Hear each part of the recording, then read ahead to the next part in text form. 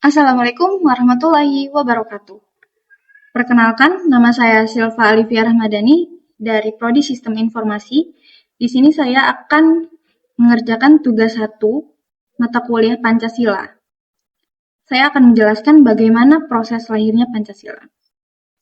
Nah, awalnya itu pada abad ke-20, saat rakyat Indonesia mulai bangkit dari penjajahan Belanda, banyak sekali organisasi yang terbentuk di Indonesia seperti Budi Utomo, Serikat Islam, dan juga Partai Nasional Indonesia. Kemudian Jepang masuk ke Indonesia pada tahun 1942 dan mengusir Belanda. Jepang memberikan janji kemerdekaan kepada Indonesia untuk menarik rakyat Indonesia agar mau membantu Belanda dalam Perang Asia Timur Raya.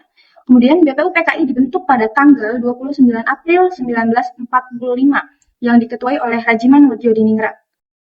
BPUPKI ini melaksanakan sidang pertama pada tanggal 29 Mei sampai 1 Juni 1945 yang membahas tentang dasar kemerdekaan negara Indonesia.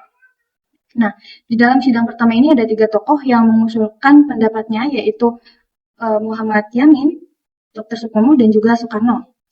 Lalu, pembentukan Panitia 9 terjadi pada tanggal 22 Juni 1945. Panitia 9 ini berisi tokoh-tokoh penting yang membahas dasar negara Indonesia. Nah, hasil kerja Panitia 9 adalah Piagam Jakarta atau Jakarta Charter yang disepakati pada tanggal 22 Juni 1945. Yang isinya ini udah mirip lah ya, kayak Pancasila, tapi yang belum sempurna ya, kayak sekarang.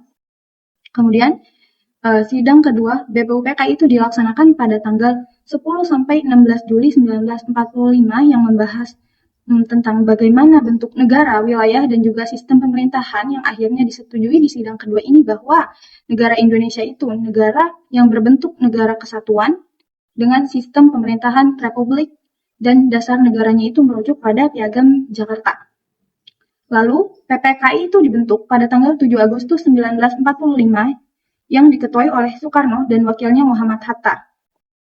Dan sidang pertama PPKI itu pada tanggal 18 Agustus 1945 yang menghasilkan keputusan penting sebagai berikut.